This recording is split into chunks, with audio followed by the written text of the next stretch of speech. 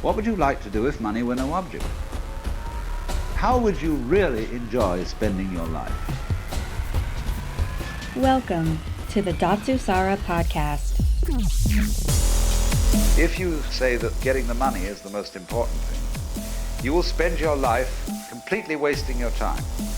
You'll be doing things you don't like doing in order to go on living, that is, to go on doing things you don't like doing.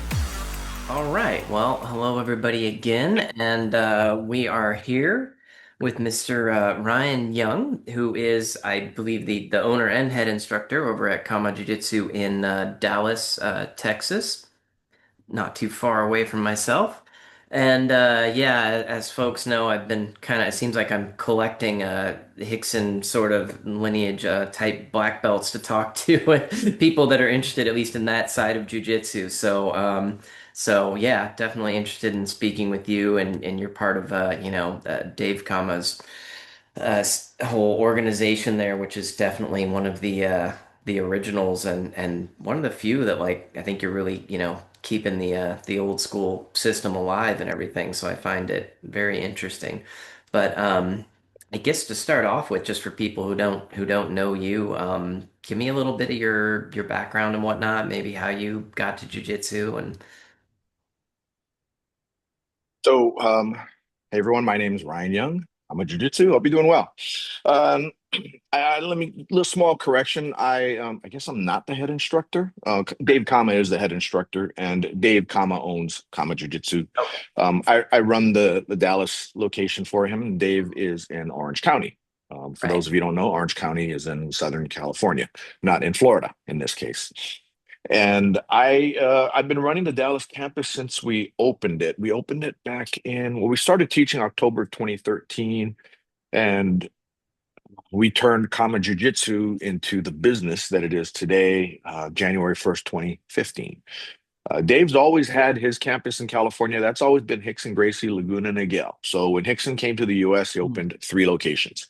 He once he stopped out teaching out of his garage, originally when Horian brought him up, he Right. opened one in Laguna Niguel, California, at the Racket Club, and then one in, I want to say, Oxnard.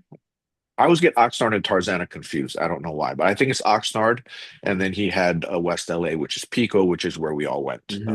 Right. And um, I I started jiu-jitsu in '89 with Relson Gracie in Hawaii while I was in college. And we used to train over at the University of Hawaii upstairs, and they had a gymnastics room where they actually had elevated mats, which was a great luxury, which is why now we have them in our academy here. Mhm. And moved to California in summer of '92, May of '92, when I graduated from college. Got a job in LA and working in finance, and that's how I ended up at Horian Gracie's place. And he was teaching for a little while, but that was around the time that Hoist started to teach most of the classes, and they brought in Fabio Santos to help. So this was before Fabio opened his academy in San Diego. Right. And a lot of people, I guess, who don't know me, if you've seen the old, there's an old video with Rickson, and he's got long hair and he's all sweaty. This was back in the back mat room at Gracie Torrance, the original one in Carson Street. And Rickson was already gone from the academy by then, but what he would do is he'd just come in every once in a while on a Saturday and he'd go and beat us all up. And and I'm actually on the thumbnail for that video. And back when I had hair. And Dave Kama was also in that video as well. He was the one that rolled the longest with Rickson. You can tell Dave because he never tied his pants because back then we used those KI gis, Uh, and before you started making yours. But the KI gis and those pants were so stiff that you just pull the string and it's not coming loose. So if you had to go to the bathroom, it was hard to get those pants off because those strings are in so tight. But yeah. yeah, Dave was the one that was training with his pants untied. So that's how you know Dave Kama and I were in the same room at the time. I met Dave shortly after I arrived in California. He was a purple belt four stripe under Rickson, but also at Gracie Torrance. And a lot of us we trained at two places at once until I guess they became estranged, and then a split came. So one of the now black belts but who was a young guy at the time. He came to me and said, "Hey, they're starting to clamp down on people who are training at two places at once, both Hickson's and Horian's." And I'm like, okay. So I talked to Fabio about it.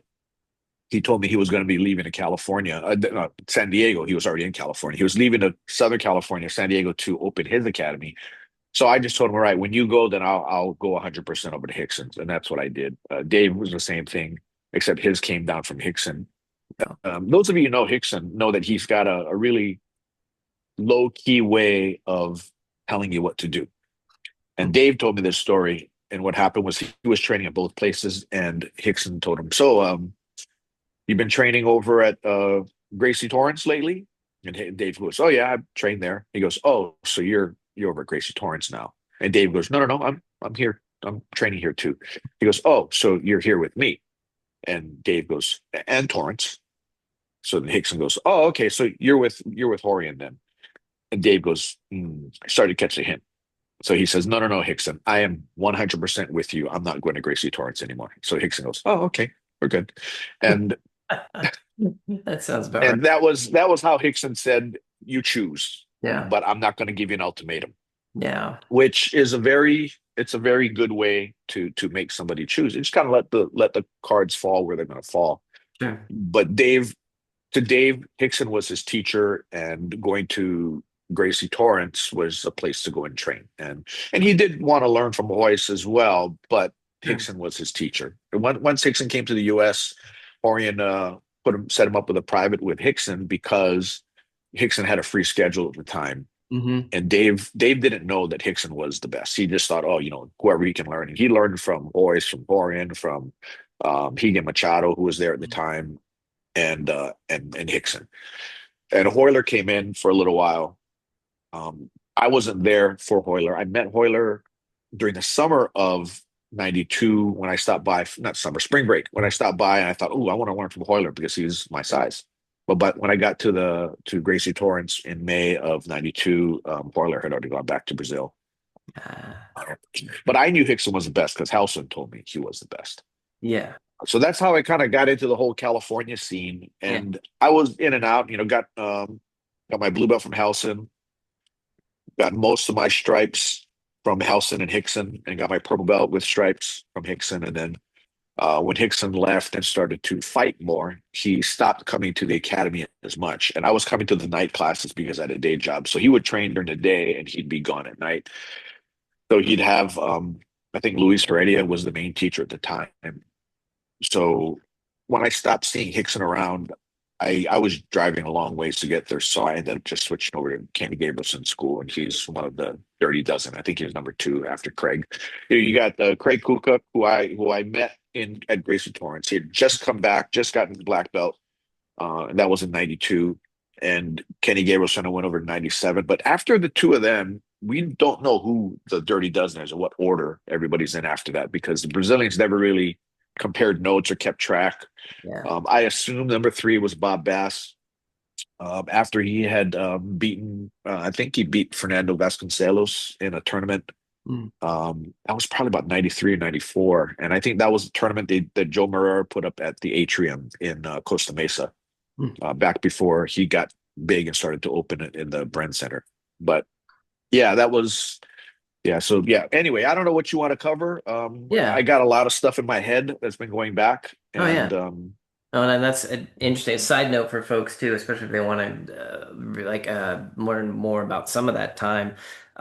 Scott Burr gave me a copy of his book that he did on Richard Bresler, which was really kind of interesting to hear all of that side of things and what he had seen going back. Because there's obviously Hickson's books and stuff too, so you can get a perspective from a few different areas. But it was interesting listening to Richard's account of things of all that time and whatnot. yeah, I know Richard too. I was over at Gracie Torrance when he was there, or he was there while I was there. Yeah, yeah, seems like an interesting guy. I'm sad I didn't get Good to. guy. Sad to see him go. Yeah, absolutely. So interesting though. So I'll go back a little bit. So you grew up in Hawaii. Which island? Curious. I grew up on Oahu, Oahu. so I lived in a little town on Oahu. It's not so little anymore. It's called Ella Beach. Yeah, Back then, you had to drive through cane fields to get there. Now it's pretty much developed out. yeah. what Yeah, was that? Hawaii's not what it was. Is it kind of I always got the impression that there's a lot of casual sort of aggression and fighting and a bit of a bit of that going around, but I couldn't tell if that's just because me being for, a Howie or whatnot visiting, it's a little different perhaps. Yeah, well, I was growing up, I was born in 68. So, I grew up in the 70s and the 80s over there. And there was very much a fight culture Mm, back then, but it was clean in the way they fought. You'd rarely have somebody pull a knife on somebody or pull a gun on somebody. yeah. And it was just one of those to just kind of prove your point, right? I'm Mhm. right. No, you're right. Well, let's fight over it, right? There Yeah. wouldn't be really any debate. If you get to the point where you're debating, then it's like enough talking already. Let's go. A lot of you might have seen that attitude with BJ Penn. His Yeah. shirt just says, I don't know if you remember, a long time ago, he had a shirt that said just scrap. Yes. Scrap means to fight. Yeah. Could be scrap, could be beef, is what we called it Right. sometimes. I'm an older generation than him, but yeah, for us, it was beef. Yeah.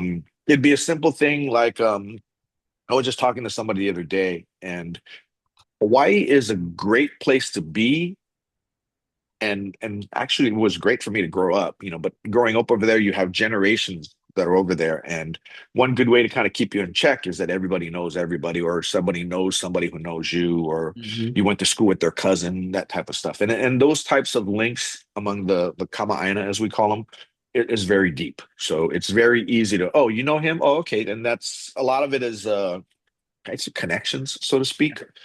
But if an outsider, if you look at a Hawaiian the wrong way, here in Texas where you are as well now, Sure. right? If I were to cross your path walking and I just glare you right in the eye, and as you walk by, I'm just following you like this, right? Hmm. Here in Texas, when somebody does that to me, I just stop and I just smile and I go, "How you doing?" And they go, "I'm good. How are you?" And just continue on. It's very friendly, and the manners here are very good. You do that in Hawaii. When I was growing up, the common line was, "What? I owe you money." Right? "Owe you money" basically is, "Are we getting ready to throw down?" Right? It's instant, just like that. Just like I hear in LA, if you end up in the wrong neighborhood, the line was, "Where are you from?" Right? The Mexican gangbangers, they'd say, "Where are you from?" When somebody asks you, when you get a cholo asking you where you from, you go the other way real quick, right? Because that's trouble. And it's the same thing like with us. It's, owe Yeah. you money or what you looking at, and it's never it's always an assumption that you have bad intentions, which is why you're looking at me, rather than looking at me just to look at me and catch my eye and then say hi, just to be friendly. And but that's kind of how it was. You get used to that growing up, Yeah. and I had a great childhood, but it's a big city on Oahu now. I mean, the entire island is pretty much a city. Yeah. They have probably 1.1, 1.2 million people living on a small island. So Yeah. you can imagine how bad it is. People say, "Oh, you lived in LA, LA traffic," right? Yeah, it's nothing like Honolulu traffic. Yeah. It's much worse. So, Yeah. It's all well, if you had any bad experiences, I'm sorry, it wasn't me. Oh, it's mostly good, but and I was sort of expecting it. I don't know, and I grew up. I remember watching the movie North Shore, so I was like, oh, I get it, but yeah, like I did. The only time I had more than just a few bad looks was I was kind of near a state park, and I was looking for a place to watch the UFC that night, and I saw some local kids. They had like a UFC shirt on and stuff, and so I went up and I said, hey, do you know where I could watch the fights at? And he took a second, started looking at me and going like, "What do you want to know?" And it just kind of it got a little tense for a minute. After a while, I think he realized, "Oh, okay, this guy just wants to know where to go watch the fights at a bar or something." And he told me, but there was a moment there I went, "Oh, did I just fuck up? I'm gonna get jumped." But Yeah. yeah, but it's interesting. I did in some ways. I like the honesty of it and the sort of that must have been interesting growing up in that and just kind of like you're accountable. Like you may have to put your ass on the line for what your mouth puts out and whatnot. Or sometimes what you don't put out, right? That would be the bigger problem. It's yeah, I like it. It's great. I miss Hawaii to visit, but I love living here now. There's a saying here in Texas. I wasn't born or raised here, but I got here as quick as I could. And I truly believe that. So when we moved here, I wanted to make sure my kids were young enough so that they could grow roots here. Yes. Because living in California, especially Southern California, well, probably Northern Cal too, it's just so expensive to live there. Yeah. And what I didn't want was my kids to grow up in California and feel that California is home and then maybe go off to another state for college and then get a job and realize I can't afford to live in California. And then they end up moving somewhere else. Hmm. And then if I want to be near my kids or, future grandkids, then I'm going to have to move to wherever they go. So I thought, you know what, let me choose someplace that I want to be. Yeah. So we chose Texas as a state, and I think I'd mentioned to you earlier. We're looking at Austin and the Dallas area. For Yeah. some reason, Houston never did appeal to me, and I've never really been to Houston. But I just had this thing in my mind. It was either going to be Dallas or it was going to be Austin. Mhm. And um, my wife and I put out feelers for jobs. I was in insurance at the time, so I could easily just transfer over to whatever state. So we left it up to her, and because the job offers I had gotten were for cold states. And growing up in Hawaii and living in Southern California, to me, Southern California was a little chilly. I didn't like that at Right. all. Um, so we ended up in Texas mostly because it's a no tax state and Yeah. because it's a warm state. Although in Dallas, it does get kind of chilly in the winter. Mm. But thank God it's a very short period of time. It's in and it's out. Yeah. But yeah, we ended up in Dallas just because of the jobs. And I did have a studio in Austin for a little while, for about 3.5 or 4 years, but we've closed that, and now we're back in just only in Flower Mound in Southern California now. Ah, I was wondering that. Okay, because I saw something about Austin. Okay. Yeah.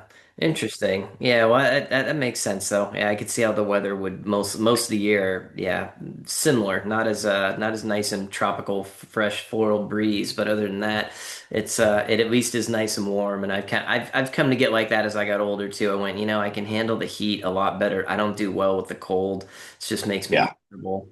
Yeah, I tried Oregon for a minute outside of Portland and it was gorgeous. I mean, it was beautiful. I loved it, but it was just I couldn't do cooler temperatures and the gray skies constantly were that just killed me too. So, yeah, it was tough, but Texas is nice, although I do also miss kind of like having the windows open a little bit more often and not just going from AC to AC because it's most people like my wife does not like the heat that much, so I, gotta yeah. keep it cool. So, but either way, it's a great I just leave this door open.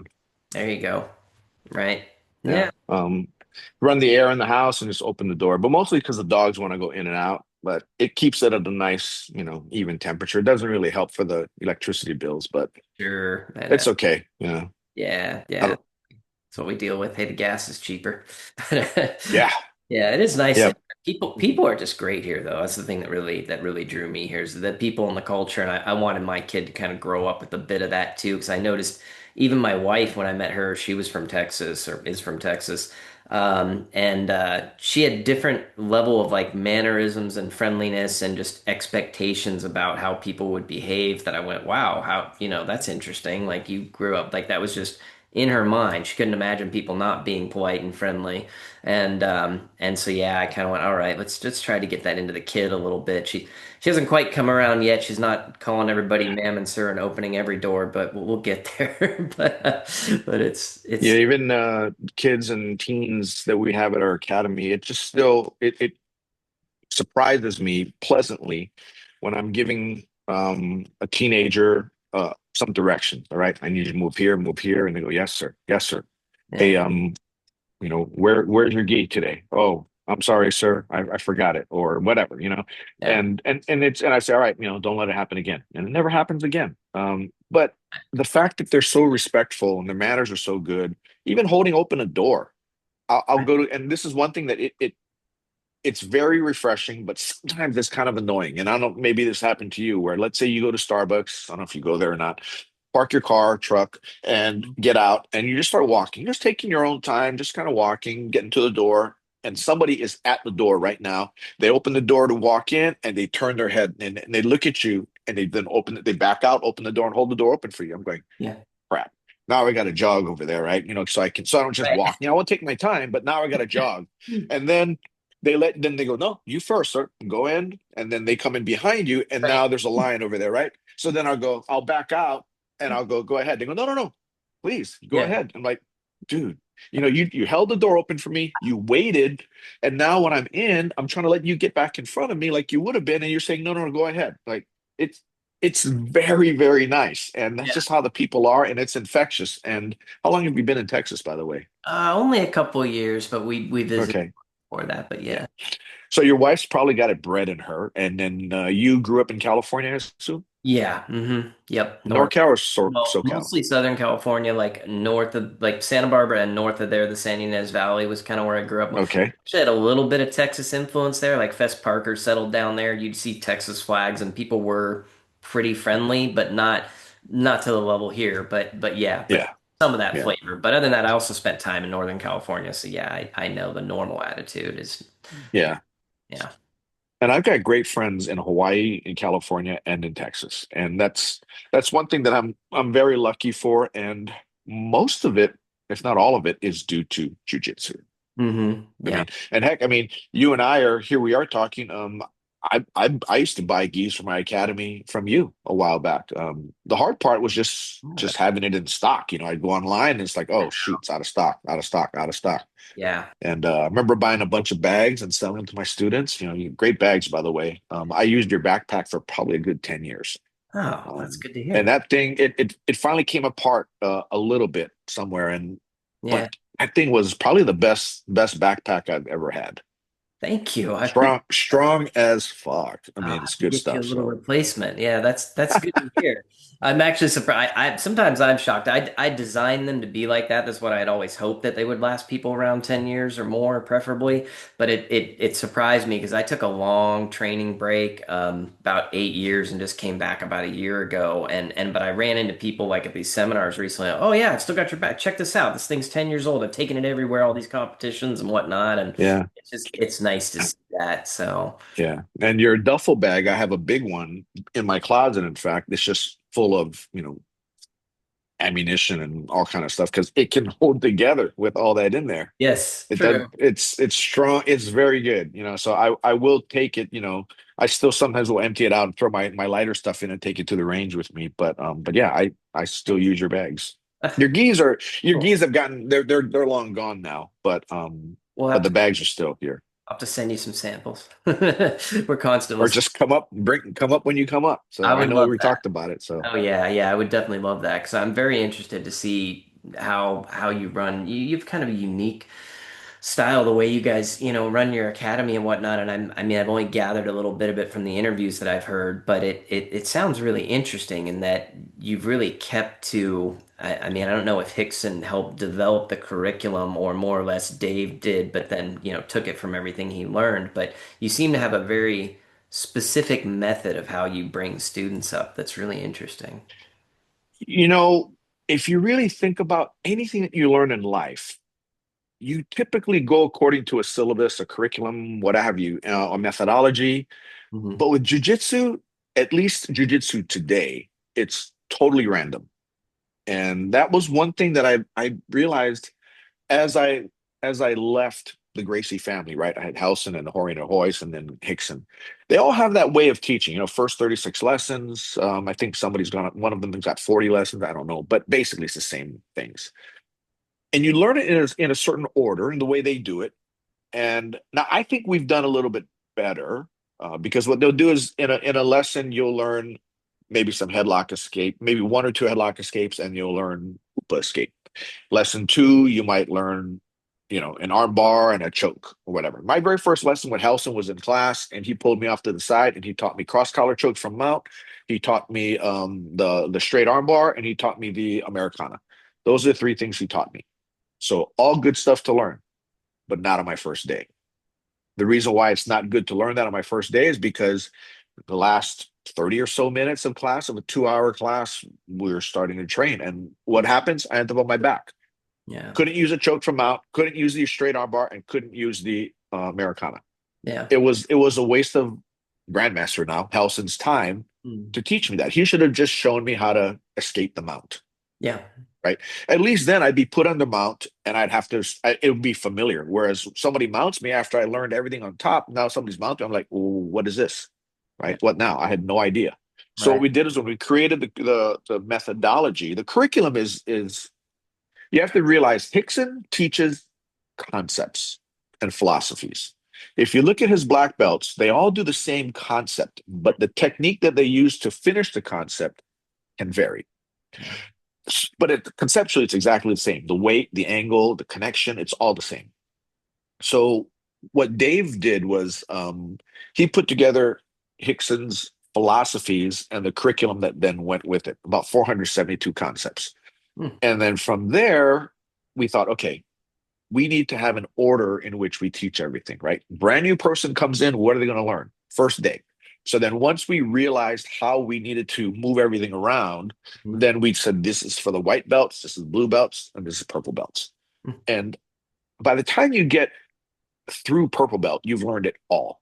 In fact, you've learned most of it with us from white to blue. Hmm. About 265 of those concepts are in white belt alone, concepts, techniques. And the reason is because the goal is to get you, as we like to say, street ready by the time you're a blue belt. I want it to be where if you come to me as a brand new student and I teach you from white to blue, if by some reason you're to leave us and go somewhere else, then I can kind of rest assured that you learned all the tools that you need to know to be able to protect yourself in a confrontation with the average person. Now, are you going to be able to protect yourself against a black belt? Nah. Right. But a black belt isn't going to come up to you and get into a street fight with you. Right. You just don't do that. Yeah. Right? It's because you've been through so much already. You realize, as somebody who's been training for a while, that you don't really need to fight. Right? Mm. When I was a blue belt, I was looking for street fights all the time. Right? Yeah. Even as partly as a purple belt when I'm in California, Yeah. somebody looked at me the wrong way or whatever, or flipped me off or called me something, I'd go, okay. Glasses would come off, keys would come Yeah. out of the pocket, throw it all in the hood. I said, all right, whenever you're ready. Yeah. And they'd be looking at me like, what's this little Oriental guy doing this, right? And they're like, no, no, no, no, I don't want to fight. I'm like, oh, okay, I mean, you kind of came across like you wanted to. In my mind, I'm thinking, come on, let's go, right? Um, Eventually had to talk to my wife, and she says, don't ever do that again. After the third or fourth try, um, once at an airport, once at a restaurant, once in a parking lot, once after a guy, may almost hit me in a car, in an accident. But yeah, it was that whole thing about avoiding, yeah, that wasn't in my mentality. Hawaiian guy, all you want to do is you want to fight. And luckily, it didn't happen. I did my challenge at Helson's Garage. That was fun. But as far as street fight, yeah, better they don't happen. So we always teach people how to avoid them, but when you cannot avoid them, then do what you got to do and make sure you finish it right.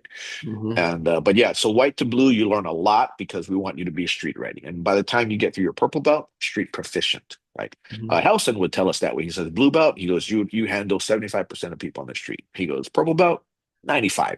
The last maybe 5% are just, you get taken down or slammed by a wrestler or thrown by a judo guy or something you get surprised. He Yeah. says, but if you're one of my purple belts, I bet my house on you. I mean, that's how he worded it. So that was the mentality that I had. So when it came to creating our students, we had that in mind as well. Because for us, Gracie Jiu Jitsu, you can make it sportive, but it's not a sport. It's a martial art, right? Martial means combat. Mhm. So we want to make sure that our students have the martial aspect in mind, which is kind of tough because we're kind of dinosaurs now because everybody does sport. They either do sport gi jujitsu or they do no gi grappling. That's really what jujitsu or BJJ has become. Right. Even though I really think it's more American jujitsu now, kind of the way it's being done. How Americans, we take something and then we make it to the way we like, and then it becomes the world standard. Right. That's kind of how it is. But we're being that we're both traditional, we both started in the 80s. For us, our instructors were Elliot Gracie's sons. Mm-hmm. And usually, it goes back to even the way you first tie your belt. That's the way you're going to tie your belt pretty much for the rest of your life. And just looking at our students, right? When we had that awesome campus, the black belt that we have that was heading that campus, he taught all of his students to tie their belt a certain way.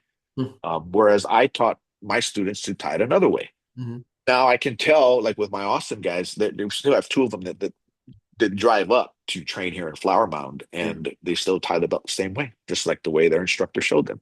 And I tie the belt the way my first judo instructor showed me when I was 6 or 7 years old. Yeah. I didn't tie it like the way the Gracies tie it. Uh-huh. I tied the old judo way, the way I learned it. I don't know if you ever noticed, but their belts always come apart at the knot. Yeah. Because they don't wrap it underneath the first part. They just tie it like a knot, so Right. it comes apart. Yeah. And they all do it that way, Hickson, Borean, Noticed that. Boyce, yeah. Yeah. But because that's the way Elio did it too. Yeah. So, but yeah, even simple things like that. So with us learning Gracie Jiu Jitsu, the self-defense style, that's how we do it. And in fact, Dave, even right now, is putting together a curriculum based on what we already have. We call it the Kama Jiu Jitsu ladder, Mhm. but he's creating our version of the 36 lessons Mhm. for people who maybe don't want to spar. Kind of go back to the old school style where you just do your 30-minute privates once a week Uh-huh. and learn it that way. Because there is a market for that, especially where we are in Flower Mound. It's a pretty affluent suburb. Everybody's a professional that comes into our studio mostly, Mhm. and they got family and they don't really have a lot of time. If they can train, I've got students that train once a week for the last 11, 12 years now, Wow. 11 years now, Mhm. and just once a week. That's all they can do time wise. Mhm. And I get that. So a regular group class setting doesn't really work for them. Okay. So they often want to have private lessons, and they want a curriculum that's tailored to them. Mhm. So we have done that to cater to them as well, in addition to our group students. Good idea. So, and because you had a good video talking about how just showing up may not necessarily get you to excel and really learn things, as efficiently as you could be. So, do you have a specific way that you try, and when people are coming to those group classes, that you try to guide them to make sure they show up at certain times, or how do you move them along? Do you know what I mean? You know, Group classes are a challenge. So the way I kind of lay it out to people is this: if you've got no time but you've got means, then be a private student. If you've got a lot of time and no means, then be a group student. And if you can do both, then we have memberships that have both private as well as group. Now, when teaching a group class student, we like to teach in what we call a linear phase, meaning you start with lesson one and you go on to lesson two, then you learn both, then you go to lesson three, because that to me is really the best way to do it. Yeah. So for instance, first thing we teach is how to get out of headlocks from all different kind of places, right? About 8 different ones, because that is a very common place to be in a fight. Somebody's going to grab you by the head. They'll try to yank you around, they'll punch your face. They'll, do all kind of stuff. Mhm. So if you know how to get out of headlocks, then that's an important thing. So that's one of the first things we do. Then we get into on the groundwork. If somebody throws you down, then we have the mount class of escapes. So you learn, get out of mount, get out of side mount, get out of seatbelt, and get out of worst position, which is belly down, hooks in. Mhm. So that's what we teach first, and we move on from there. We progress. Now, if you were a private student of mine, then I would put you through that order, in addition to base, because I don't know if you guys know, but Hickson is all about base. I mean, he could spend an entire seminar on base, I've seen and it. people will walk out there thinking, "Man, I got ripped off. All I did was learn about base." Mhm. But what they don't realize is that is the most important thing you can possibly learn, because if you have base, right? If you have base, there's nobody that can catch you with anything. They can't choke you. They can't get you to joint lock. Even today's heel hooks and knee bars and all that kind of stuff. If you have base, they can't take you off of your base. They can't get your heel because you're Mhm. based, you're balanced. Right. And with Hickson, he puts so much time on that, as does Dave. So we have base put all over the place. Mhm. But group class students, you can't really teach them that order, because today somebody will come that's on lesson three, and then in that same class you have somebody who's on lesson 30. Yeah. And so what are you going to do? Are you going to teach lesson 30 or lesson three, provided they're all, they're prerequisites, they're in order? Mhm. It's a hard one. So we have everything broken up into modules, and what we'll do is we'll spend a couple of weeks on a module. So right now we're in module one, which is your mount class escapes, which I just mentioned, in addition to some headlock escapes. Every class has to have your warm up. We do your self defense concept, which would be the headlock escapes. And then you do the ground concepts, and then you segue into some hard drilling.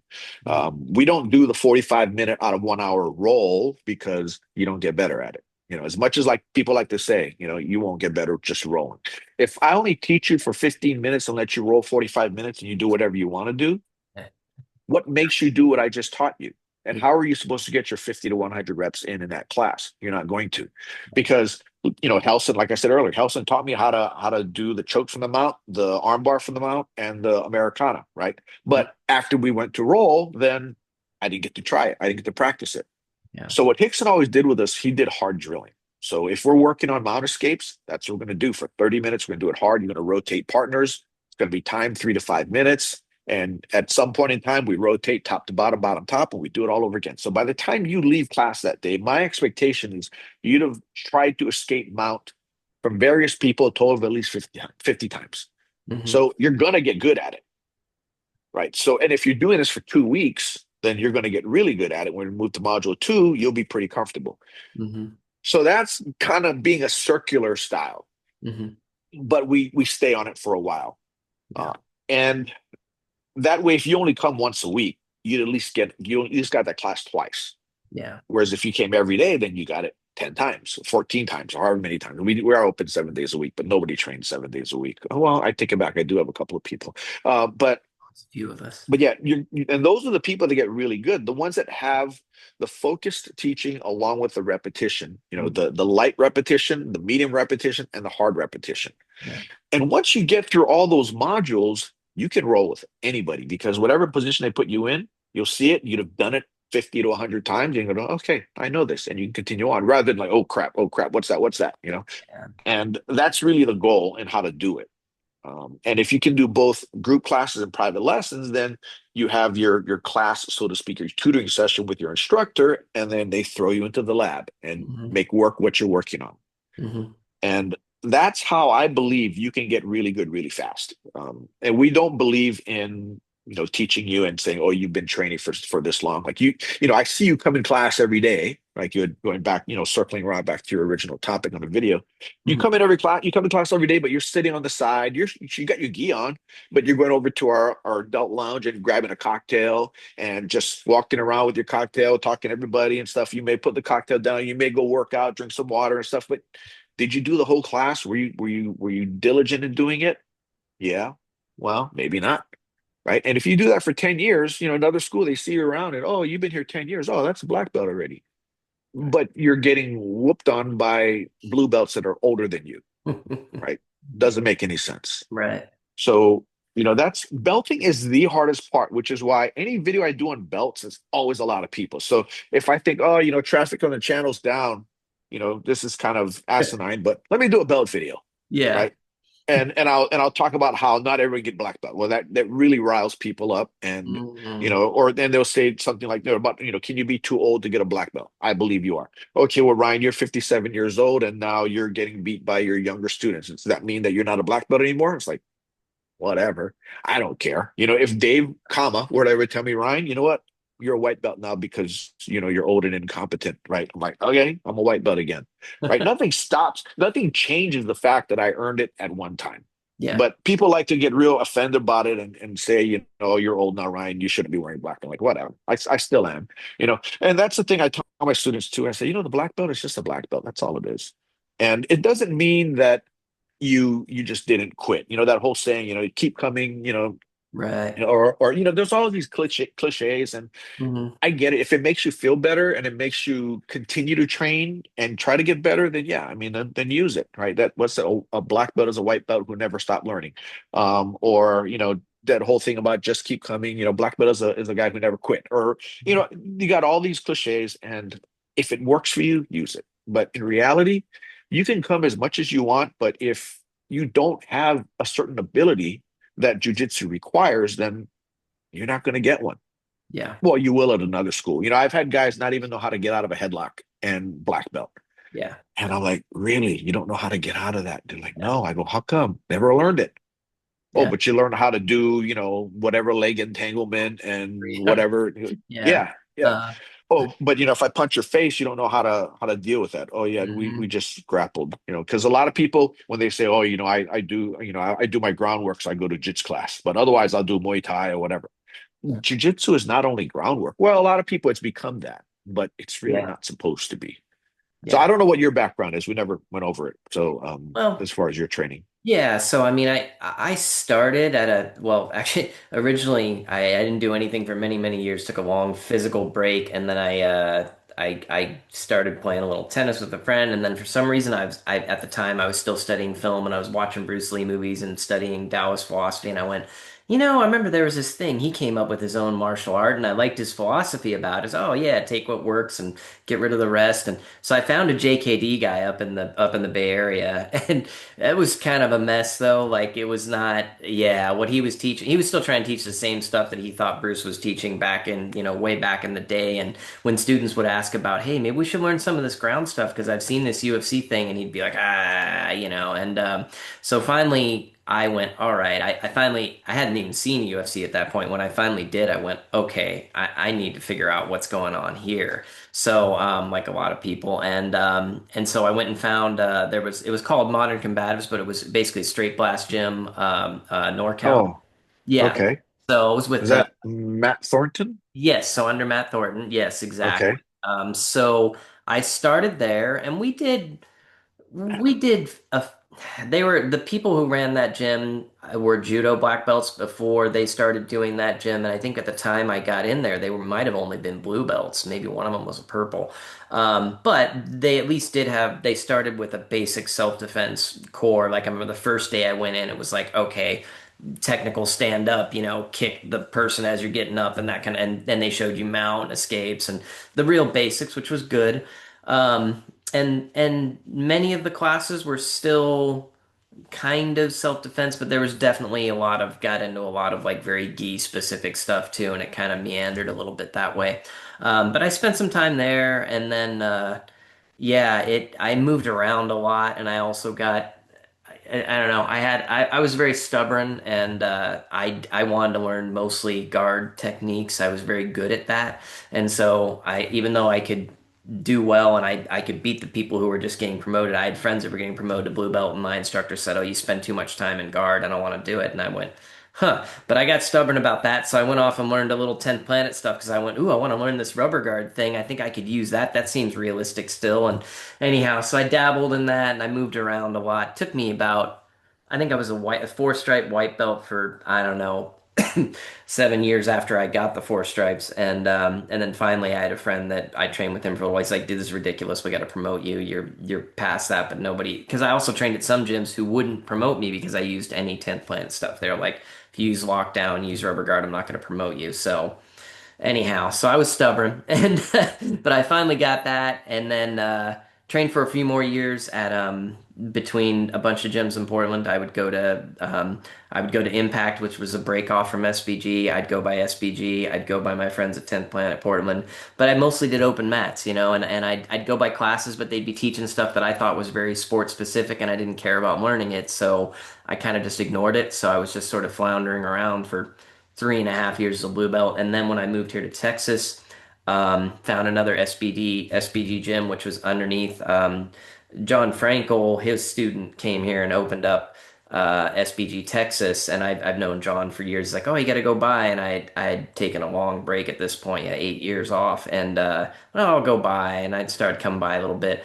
But I really like the way they're teaching, and they're keeping it much more in the self-defense thing, and um, I think Thornton over the years too. I mean, he always had that in there, but I think he's more gravitated towards the Rickson side of things, and also Henry Akins. He brought him into the organization, so there's definitely like that style of training is kind of what's focused upon. And hey, you want to go work on some other stuff, do your crazy things on your side. We're not stopping you, but they're focusing there in what they're teaching. It's definitely much more, I think, in the original martial art intention.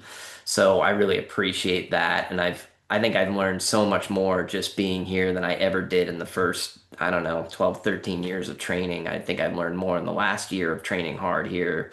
And things are finally coming together and making some sense. Whereas before I thought I was just Jiu Jitsu challenged. I never seemed to be able to grasp it very well.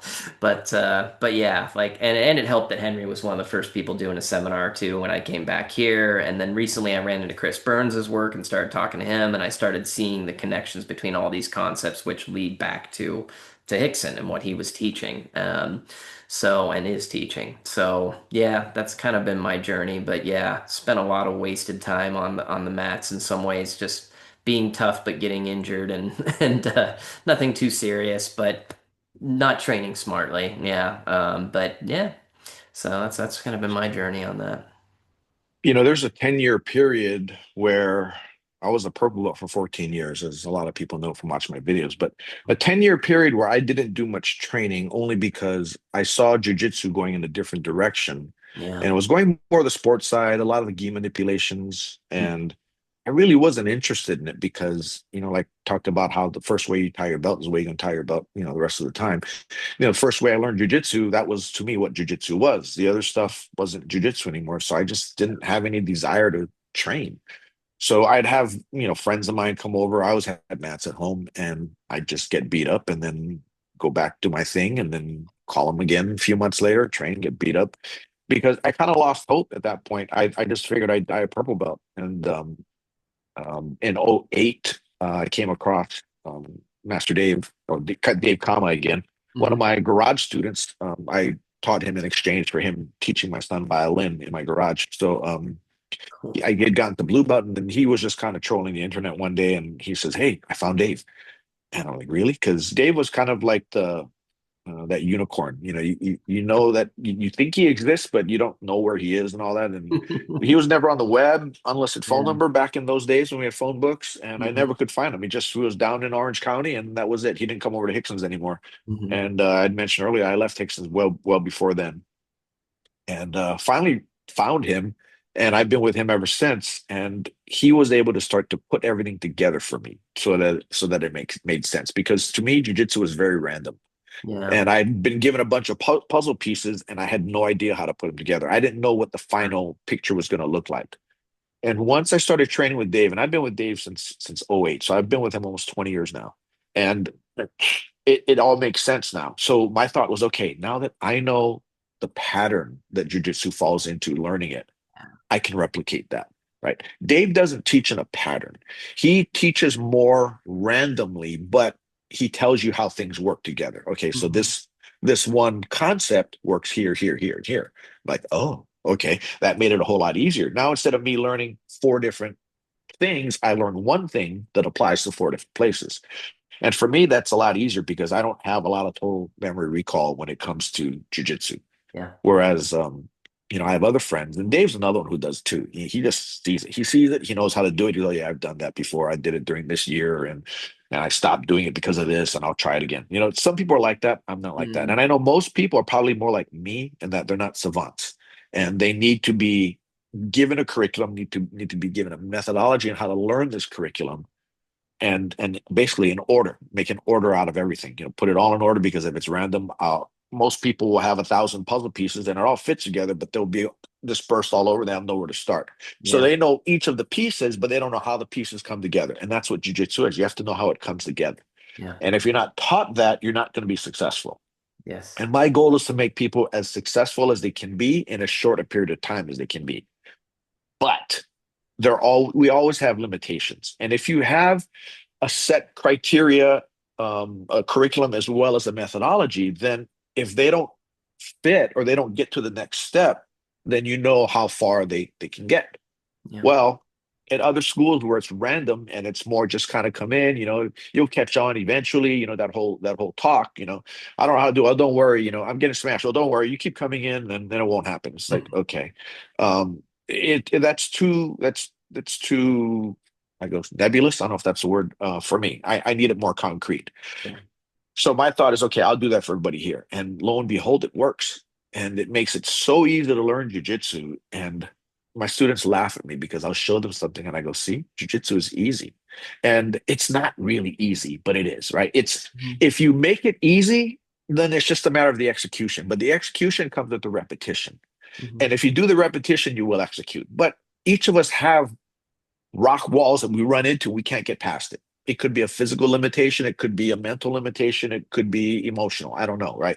There's this one woman who had come to check out class once. I used to see her over at this coffee place that I would go to all the time, and she was a single mom, and she thought it'd be a good idea to learn. So she came over one day, and first class, I'm going over how to get out of a choke, right? So she's standing up, and I have her up against the wall, and I pin her against the wall, and I just put my hands around her neck, and she starts laughing, and I'm going, Hmm.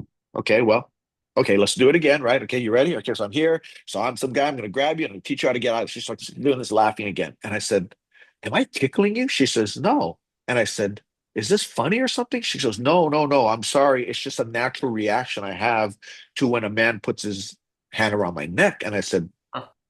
I'm kind of confused. And she goes, no, it's my ex-husband. He used to beat the shit out of me and he would grab me by the neck. Ooh. And I'm like, oh, Yeah. okay. So that type of trauma, it was a limiting factor for her that I couldn't get past that. Mm. And she didn't come back to jujitsu because to her it was now just by her learning it. She knows better, Yeah. but she's just triggered by it. Yeah. And so I have to kind of find that out about people, which it's good and bad. It's good that I'm learning about what type of issue somebody has, but it's bad if they really don't want to share it. And I Mm. think she was one of those who didn't want to share it, but it was kind of exposed right away because the first thing I do is trying to show her how to get out from a choke. Yeah. And but yeah, so people like that, you get to certain limitations and then we find out where you can get. And just like with this whole Cracker Barrel thing, right? Mhm. Yeah. You see how she was promoted past her level of competence Yeah. because she's running that company to the ground. Mm. So if her being able to take Cracker Barrel to the next step was her black belt, she failed. Yeah. And I hate to think of it in those terms, but I didn't think I was ever going to be a black belt. Didn't even think I was going to be a brown belt. But Mhm. brown belt came, and then I was a brown belt for 4 years. Dave, I came to Dave as a brown belt, and he kept me there for 4 years. And for us, by the time you get the brown belt, 1 2 years typical, Yeah. not four. But I had to relearn jujitsu. I had to learn how to do it the way he did it. Yeah. And a lot of people, and I think a lot of people they get upset when they go to another school and they're beating everybody, but they're not doing it the way the instructor wants them to do it. Right. Like if we have a curriculum, if you come into our academy and you've been training for 20 years somewhere, you're good, but you want me to belt you, then it's like, okay, here's the curriculum, go do it. But you do everything differently. It's wrong, right? Yeah. You're, whatever belt you're wearing, but here you're not. But that doesn't mean you won't get there quick. I mean, in fact, we have one student who relocated here from Panama about 2.5, almost three. I think January would be 3 years, Hmm. and black belt in Panama, and had couldn't train because of COVID. Yeah. Moved here and put a white belt on. I'm like, what are you doing? Right? I go, you just can't have the red bar because you can't teach. I just get your straight black belt. He goes, no, no, no, I'm going to wear white belt. And he says, I want to learn from you guys, and I know it's different, and I want to earn another black belt from you. So I Hmm. said, okay, that's fine, right? Whatever you want. I get an email from his instructor with his picture of him, getting his black belt, and the instructor says, so and so he's a black belt under me and all that. And I replied back, I said, I'm not trying to offend you. I didn't tell him to do that, right? He just, he insisted on it. So Right. then I went back to him and why is your instructor emailing me? He goes, no, no, no, it's not anything like that. He just wanted to show you verification. I go, I believe you. I go, you can't lie about a black belt. Yeah. Well, I guess And but somebody, there are a lot of people I've seen who wear it and they're not, mm, but they were awarded it, so that's the rank they have. And I don't take rank from anybody. I mean, if they come to Kama Jiu-Jitsu and they choose to whatever, then mhm. yeah, they can wear whatever belt they want. It Yeah. doesn't matter to me. But on the other hand, I have one student who earned his blue belt from Dave and took about 2 or 3 years off from training, and he's been having trouble relearning everything now that he's in Dallas. Yeah. And told me he wanted to wear a white belt. I said, absolutely not. He says, why not? He goes, I'm not really a blue belt anymore. I go, well, but you got that belt from Dave. And I said, there's absolutely no way I'm letting you wear a white belt if Dave Kama gave you the belt and you're in Dave Kama's Yeah. Texas studio. So I Yep. go, you just gotta suck it up, bro. Yep. Get back to it. Yeah. Yeah. That's interesting. So do you then keep track? Because it seems like you have a specific thing, like like you were saying, what you want them, like students to learn from white to be given a blue belt. So do you basically keep track of like, oh, this guy went through module such and such and such, so that, or is it more of a No. So you're talking like the Gracie University model, where they have cards and then they check all their classes, and I think 4 or 5 times for each class, okay. then they get their belt. And that that's not a bad way to do it. A lot of people knock Gracie University, but I give them credit for exposing Gracie Jiu Jitsu to so many people, Hmm. right? I've been to probably 10 CTCs to teach Hmm. all over the country. And in fact, I just came back from a trip and I went to 5 of them in that one trip. So, they're all over. And I like that they're all trying to do the same thing, which makes it consistent. Mm. Um, Now, with us, though, I can kind of know by the way a person moves what they know because I always try to just scenario in my head when I'm watching. Let's say I'm watching you train with somebody, and let's say I'm evaluating you for a blue belt, and Hmm. I'll just make sure that you're doing the things that you're expected to do. It's like, oh, okay, so you're rolling. Okay, I see that position, that position, and sometimes I'll grab one of my other guys and I'll go, hey, go to Chris and put him in worst position. Let me see what he does, and then I want you to choke him left-handed. Okay, so then they'll go, come on, Chris, and they'll start sparring with you, and then they'll maneuver you. Boom, you're all of a sudden you find yourself in worst position with that left hand around your neck, and you turn right. I'm like, okay, I need to work on that with him because you're supposed to turn into the shoulder. Look for the shoulder attached to the arm, choking you. Hmm. You're turning the wrong way. Okay, I got to work on that with him. And I see from side mount, they put you in a side mount too, and you're struggling with the escape. So I know you got to work on that. And then you get to mount, and you're choking, but you somehow can't get that choke finish, can't get in the tap. So in my mind, I'll have a mental note now with you, what I need to work on with you. So then I'll see you, I'll train with you. Maybe I'll pull you aside and come on, let's go, Chris. And then I'll put you in position, and then I'll do the same choke on you, and then I'll see which way you turn. And I'll go, no, stop, go the other way. So I'll get you to turn the other way. I'll train with you, and then I'll put you inside mount, and okay, do it this way. I'll finish, and then I'll have you go mounted on me. I'm like, you're choking me, and okay, no, move your body there, and then you finish it. I'm like, okay, good.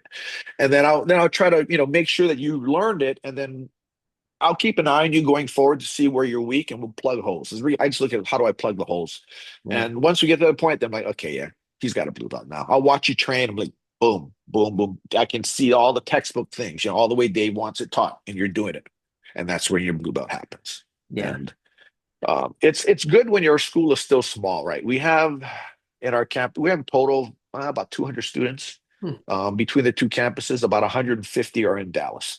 Okay. So, and we've got 20 instructors in Dallas. We've got another 5 or 6 in California. So we've got a lot of instructors. These are people that we teach how to teach. Hmm. You can't just be good and go start teaching.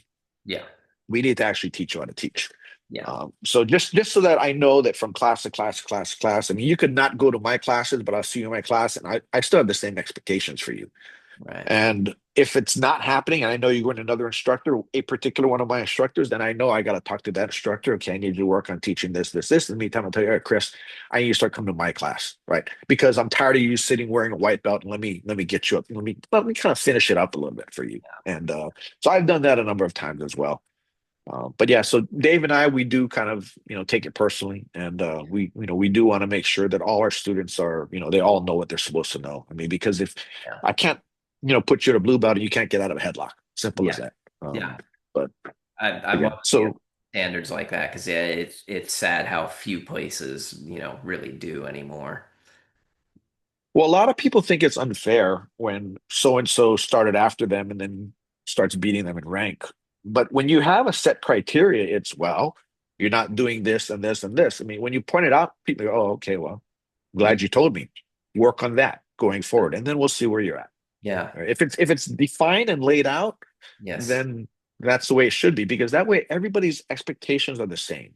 If you cannot meet the expectation, then that's why you know why you haven't gotten it yet. Yeah, yeah. I for one, as a student, I definitely appreciate that too because I think a lot of the anxiety and frustration around belts comes from just not knowing where the hell you should be at or what is it that I'm not doing? Is it personal? Is it political in the gym? What's going on? And having to worry about all of that is just it's ridiculous. You don't need all of that. So yeah, They put too much of a reliance on the belt, and just because you have a belt in one academy doesn't mean you have it in another academy. You're right. If I went to John Danaher's place, my legs and ankles and feet would be all broken up.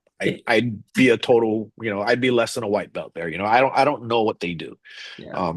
And I look at it this way, they're how are grapplers from different arts able to quickly learn the other type of grappling arts? Hmm. And the way I put it is because let's say you have wrestling and you have jujitsu, right? The reason why jujitsu guys can learn wrestling and wrestling can learn jujitsu is because there is an overlap between the two, right? Hmm. They each have their own rule set, which is not common, but they have certain grappling aspects which are common. Same with judo. They all overlap to a certain spot. So you take all these five different circles, they're all going to meet, and all that part right there, that's what they have in common. Russian sambo, judo, no-gi grappling, jiu-jitsu, wrestling, Greco-Roman. They all have this, they all have that something that'll be the same and everything else will be different. Well, if you have that same common knowledge, you can then move out to the other stuff and learn it a lot quicker. That's why judo guys do, kids that learn judo, they do really well in wrestling in high school. And kids that wrestle, they do really well in, submission grappling, right? Because there's a lot of overlap. And all you have to do is learn the different parts. And once you learn different parts, then it's easy. Yeah, yeah, that's very true. I'm curious, do you find that most of your students are coming in kind of at random, just looking for a jiu-jitsu school or are people really seeking you out for your specific style of jiu-jitsu? Do you have a hard time selling the whole, more of the self-defense original concept? You get people going, oh, I wanted to learn, some crazy inversion. I guess I'm going to go somewhere else, or what's the majority over there? Believe it or not, here where we are versus in Southern California.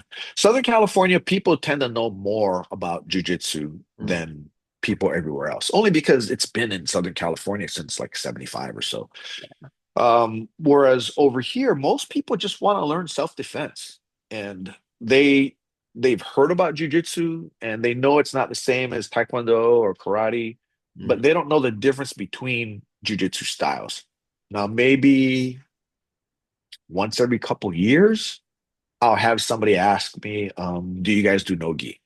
mm. So yeah, we do no gi. Three months out of the year, right? We do it. We go on a 9-9-3 cycle, 9 with the gi and 3 without. And and then they'll continue on saying, "Well, I just want no gi classes." I go, "Yeah, during the summer, that's all we have, no gi classes." Well, but what about the rest of the year? Then it's only gi classes. Well, can we do no gi during gi season? No. Um, well, I just want to do no gi. And I go, well, there are a lot of other places you can do that. Just, you'll do it some here, but you'll do mostly with the gi here because that's what jiu-jitsu is. Mhm. And we at Helson's place in Hawaii, it was Monday, Wednesday, we had the gi on. Friday, we went no gi. Oh, When I moved to California with Gracie Torrance and with Rickson, it was summer months no gi, the rest of the months with the gi. hmm. So it still works out to being about two-thirds to three-quarters of the time we have Mhm. the gi on, and about a quarter to one-third of the time we don't. Yeah. We don't do only gi, we don't do only no gi because it's our belief that you need to know how to do both. Where people go, well, people don't wear suits anymore, so it should be more no gi. Well, I can also tell you that people don't walk around in rash guard and shorts all over the place. Yeah. Um, and in the winter here in Texas, well, I don't know about how it is, you're a little further south than me, but here in the wintertime, we're all wearing jackets and jeans It is cool. because it gets pretty chilly over here. And a gi top is just like your jacket, and your gi pants are just like jeans. I mean, in fact, our gis are denim top and bottom. Hmm. Um, so it's the same. And and during the summertime, you might be wearing slacks, but you're wearing a t-shirt. So you gotta know how to fight. Like you might be wearing shorts. I wear shorts all summer. So I gotta know how to fight with my shorts and with my t-shirt. So that's why we have to learn both, and that's why we do both. It's a practical thing. It's not really a since it's not a sport, and we do have people that compete. And we do have some people that compete only no gi, some that compete only gi, and some that will go with the season as well, Hmm. and that's perfectly fine. But I want it to be where all of our students have a level of competence in each, not where they're really good in one and really poor in another. Right? There are a lot of people that only do no gi, and as soon as you take the gi off, then they're lost because they can't wrap the lapel around you anymore. Yeah. Or guys who only do no gi, when you put a gi on them, all of a sudden they got friction that they have to deal with. Or somebody's like, "Oh shoot, you can strangle me now. It's not only a guillotine or a rear naked choke now." Mhm. And you have to be familiar, which is why we like to do both that way. And Yeah. Yeah, that's good. so, I do appreciate that. Although I definitely I tend to prefer, even when I'm training gi, just not to use the grips very much, if at all, personally for yeah, me. But I like training in it now, and it definitely, like you said, yeah, there's a certain amount of friction and not being able to just kind of spaz or jump out and slide out of things. Because sometimes too, the no-gi, the way that everybody does it now too, if you're wearing full on spats and long sleeve and you're all polyester, it's like that's even more than your likely scenario fighting someone on the street. They're still going to have more friction than that because you're yeah. sliding all around. It's a little bit, yeah. There are it's good that you train with the gi on as if you're not wearing the gi. Yeah. Because that's, now granted, I will tell my students if you have the ability to grab something, do it, but don't really count on it because once the gi comes off, you won't be able to. Hmm. But when people ask me, why do I have to put the gi on or why do I have to go no gi? Because there are sometimes people will ask me, I say, look, training with the gi helps your defense because now you have an opponent who has more handles and things he can use on you. He can grab you, he can manipulate you that way. And also the friction, having to deal with the friction is a lot harder. You can't move in bursts anymore. You now have to move in little ticks, right? Right. Inch by inch kind of thing. Hmm. So your defense gets dialed in wearing a gi. Yeah. Conversely, by not wearing a gi, your defense is easy. You slip and slide all over the place. You can power out of things a lot easier without getting injured, but Hmm. your offense is a lot harder because now your opponent is slick. And Sure. you have to learn how to use your weight better, how to connect better, how to use your hips more. Yeah. And all that comes into play, no gi. So it makes sense to do both. And if you do them on a 9-3 like we do, you'll never forget either one. And Yeah. when we start back up in the gi season, summer rolls around, first day or two, people have to kind of get used to it. But they've been doing it for, even if they've gone through only one cycle before, they go, okay, I remember this. And they can do it. Yeah. And it's not a problem. And it's good when you're comfortable at doing both, which is our objective in doing it that way. Yeah. That seems wise. Absolutely. So I'm trying to be conscious of your time, but I did want to ask you, I was curious, you've talked a little bit about how you guys are kind of following, a very strict set of more or less what's coming down from Rickson, and that you wouldn't just replace one part of it because you thought somebody was doing something better with this particular move, that you've got kind of a whole is like a very like we need this whole system to be intact. And I thought that was kind of interesting. Yeah, I did have a student once who was an instructor for a Eskrima Kali, and so his knife fighting skills were amazing. And he just said, you know what, the way Gracie Jiu Jitsu does knife defense, he said it's crap. And I said, that's your opinion. He goes, nah, man. He goes, if you try to defend me like that, I'll slice you up. And I said, you're probably right. And I said, but we're not geared for that. I mean, it took him decades to get that good. Hmm. Well, all we're trying to do is just know where the knife is and just have it not let it stab us, right? And just try to deal there. But if you practice that enough, then somebody just coming and just raging and just trying to stab you, you'll have a good shot of defending that. Hmm. Right. Or with the takedowns, right? Oh, Greco-Roman takedowns are better, or freestyle wrestling is better, or whatever. Yeah, that's true. A wrestler will take down a jiu-jitsu guy, right? For the most part. But if we do that, great. So let's say we do it the way Mark Schultz did it, right? Well, Mark Hmm. Schultz ended up being a black belt in jiu-jitsu under Pedro after training with Rickson. He decided that's what he wanted to do. Um, but you can take parts out. So let's say Rickson's overall curriculum has 10 different parts. Hmm. And if I switch out 5 of them because I found better alternatives to it, then I only have 50% of Rickson's jiu-jitsu, Yeah. right? Then I'm not teaching Rickson Gracie jiu-jitsu. I'm teaching jiu. And for better or for worse, Dave's thinking on this is nope, we're doing Rickson Gracie jiu-jitsu, so we do it the way Rickson does. Hmm. Now, being that I mentioned earlier that Rickson teaches concepts and philosophies, there's a lot more leeway on the technique part of it. But the concepts and the philosophy are the same. And in fact, when we went to see him this past May in Florida, we spent the weekend training with him, Friday, Saturday, and Sunday. First thing he says on Friday is, just remember, guys, I'm teaching you guys concepts here. We're like, yep, that's what we expected. And it was really nice to see how whatever he had planned for us, we were through it quickly because this is what Dave insists. So we're not doing things differently from the way Rickson would do it because we haven't branched off and gone into added and substituted different things. Yeah. So we do it the way Rickson teaches it, the way Dave teaches it, and which is the way I teach it now. And Yeah. and I like that we call ourselves Rickson Gracie Jiu Jitsu because we do it the way Rickson does, and we don't try to make it better. I mean, how can you make Gracie Jiu Jitsu better than Rickson's Jiu Jitsu?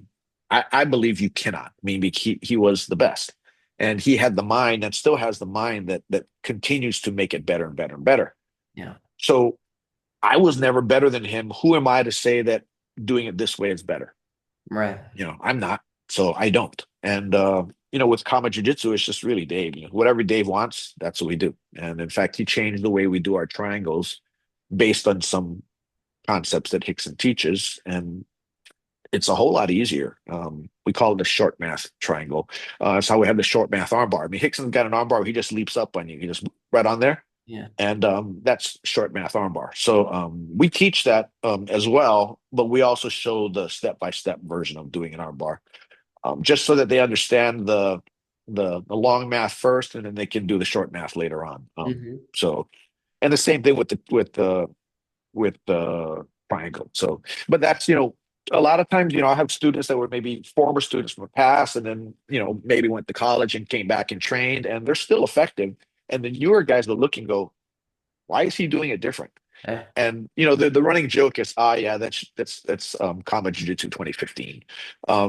But it's still correct. But now Dave's often changed it or refined it, because either Hickson refined it and showed it to him, or Dave refined it on his own to make it more efficient. Yeah. But still, it's Hickson's Jiu-Jitsu, which is why, as far as I know, we're the only school in the world that has Rickson Gracie team on our logo. Yeah. And I think that's right. there's no affiliate fee or association fee or anything like that with Hickson. Um, I don't know if the other guys do, but we don't. I mean, because our school was the longest running Rickson Gracie campus of all the three original ones. Laguna Niguel was the last to close, and it technically didn't close. But Hickson retired. I want to say around maybe 2010, 2012. He told Dave, all right, Pico went to Crone.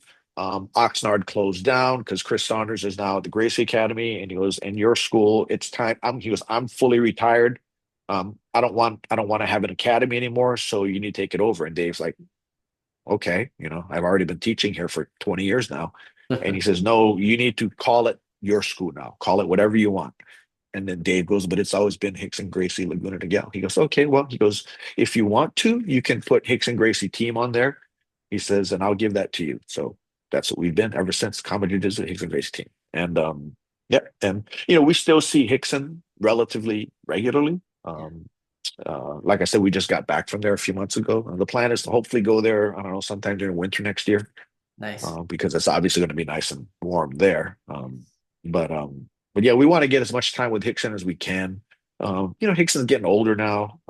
He has Parkinson's now, which could make things is making things challenging for him. But the most time that we can, or as much time as we can spend with him, we're going to take advantage of it while we can, Yeah. because a lot of people don't have that ability. Yeah, absolutely. I think it's good that you're doing that, and it's interesting that you're keeping the system kind of as a holistic thing. There may be something to be said for not removing parts of a thing, and that might diminish it in some way that we also don't understand. I mean, maybe even an analogy would be like some people with religion, they go, well, you could just take bits and pieces and whatever you think is best, but maybe part of what makes something work is that there's a holistic system that when you start plucking out pieces, you're not really getting the full benefit. So yeah, it's interesting. So I appreciate what you guys are doing for sure. Yeah, good stuff. So, are you still running Datsusara?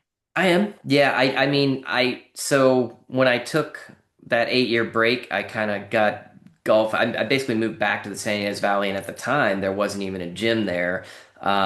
Midway when I was there raising the kid, one did open up, which is actually now James Driscoll kind of like helped move them out of. They were Gracie Baja, and now he's like kind of helped move them out of that, and he comes by there now and then. I don't think they're technically like his affiliate, but he's listed there as one of their head Because instructors. he's in Vero Beach now. Yes, right. Yeah, I just saw him like a week ago or something. Yeah. So yeah, so it's interesting. But either way, I didn't jump back into training when I was there, so I waited until I got back here. But I got golf obsessed for a while, so I took about during that 8 years, I had Korean in-laws got me into it. So there you go. And so yeah, so I was really into that, and I started a little golf company on the side that's like Datsusara. But either way, I kept Datsusara running, but I wasn't giving it the attention that I think that I think it deserved. I mean, I did my best, but I just wasn't really focusing since I wasn't training. But now that I've been back to training really hard the last year or so,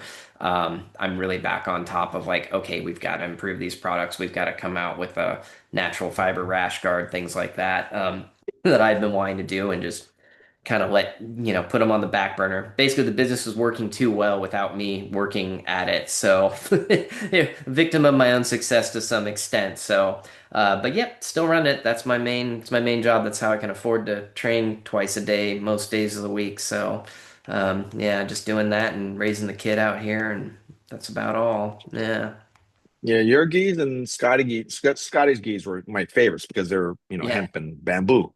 right. And I got into the whole Gucci gi phase for a while, and I just now I just wear whatever's in our merchandise room. I just grab something off and start wearing it. I'm Hopefully not you guys really as haven't picky gone now. over to polyester blend geese. I noticed everybody, I came back and I was like, what is going on? Everybody's got polyester in their geese now. So They that's, do? yeah, there's a lot of them now that Oh, Fuji's putting them out. And I was like, what are you doing? I'm like, this traditional outfit that we're really only wearing in a lot of ways out of tradition. And like, you're going to put a toxic thing in there because I'm trying to, get around. And people are noticing now, but like wearing polyester, not so great for you.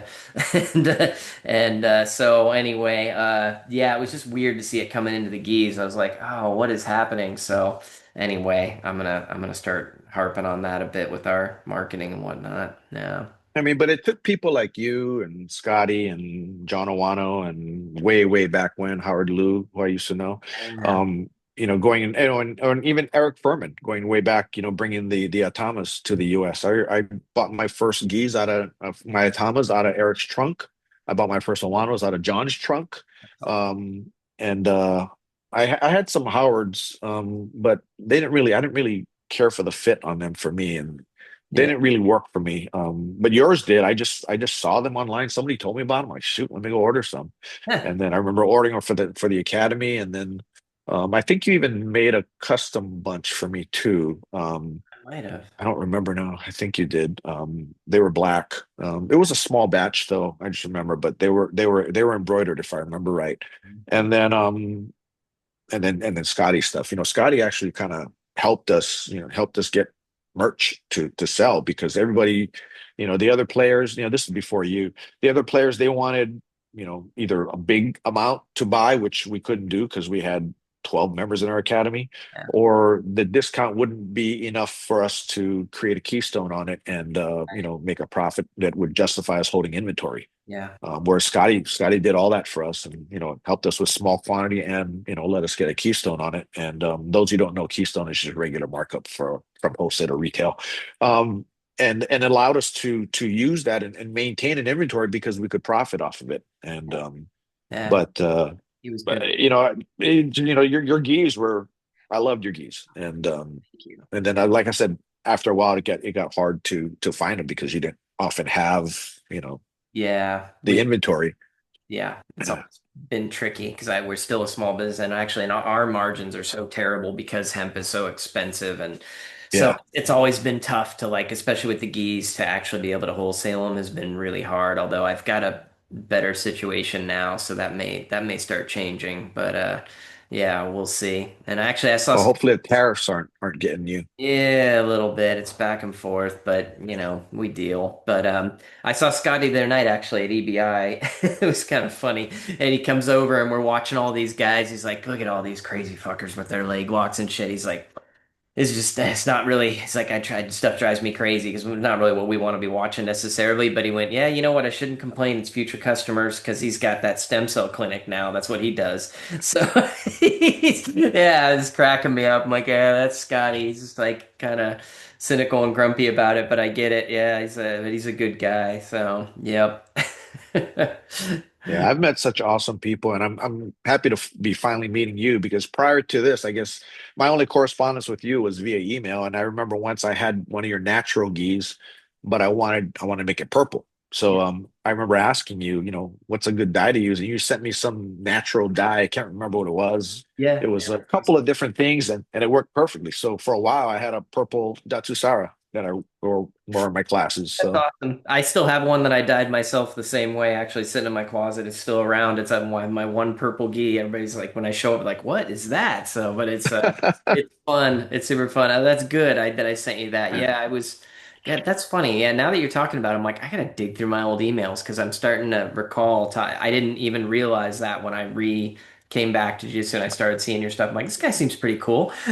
So, little did I remember we had spoken. So that's kind oh of. yeah, no, I when we were this was probably about maybe 20 maybe between 2014 and 2016 is when I was, Yeah, doing business with you for yeah. our academy. We were probably at 25, 30 students at the I time, think I but remember doing the logo and stuff actually. I don't it's funny I didn't put that together. But yeah, like I said, of that long break, I kind of lost track of things a little bit. So, but that is yeah, no, it's all good. well, it's good to reconnect, and I look forward to coming up there to see you guys in Dallas or Flower Mound or whatever it is there specifically. Yeah, it's Flower Mound. Yeah, I would love to come and train up there and yeah, I mean, Yeah, anytime you want to, you're totally welcome. And I'm sorry that I'm not gonna, be in town when I guess you had a trip that was gonna set up okay. for, I Well, guess, next week or something. yeah, we'll pick another week. It was just one of those. It happened to be one of those. The kids get all these weird 3-day weekends randomly now. So I was picking one of those. But that's okay. I'll make it work another time. We're So not that far from you. What is it, a no. 2 hour drive? Yeah, maybe might be closer to 4. I don't know, but it's fine. Oh, I don't mind. okay. I mean, that's why I've Yeah. got the minivan. I got the Sienna, and it's very comfortable. So it's all right. I don't mind. Plus, I haven't really gotten around the state much. I mean, Texas is as big as California, if not more. And so I need to do some exploring because I know California like the back of my hand. But yeah, out here, I still so many places to see. So yeah, I'm looking forward Yeah, to. if there's a beautiful part of Texas, I think you're probably in it. You're in Hill Country, right? That's what I've heard. Yeah, I'm in Hill Country. Yeah. So Yeah, it's the rest of it is, I'm looking at yeah, it, just see a bunch of oak trees and stuff, and it's not right. bad. But, How like if you head out toward El Paso, there's like nothing out Oh there. And yeah, there's a lot of no. I mean, it's hard. Well, I mean, you came from not only you were in California, but you're also in Hawaii. It's like pretty much two of the most beautiful places on the whole planet, if not the most beautiful places.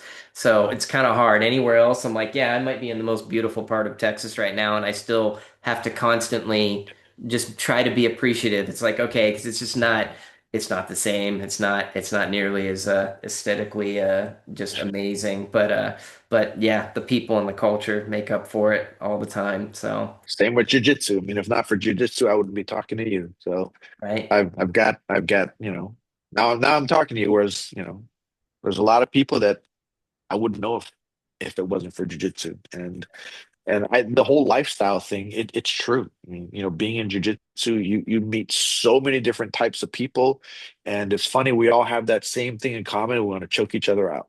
Yeah, that's right. Japanese pajama choke party, as my instructor says sometimes. Yeah, well, especially wearing yours and Scotty's gis, right? That's right. Pajama gis, right? They're very comfortable. Yeah, it's got to be. Once you get to a certain age and certain means, and it's like, okay, I want it to be a certain way, and why not? Gis are a good way to express yourself, and if Yeah, you're going to be wearing this thing, every day, and you're going to get all hot and sweaty, and might as well be comfortable. that's right. Absolutely.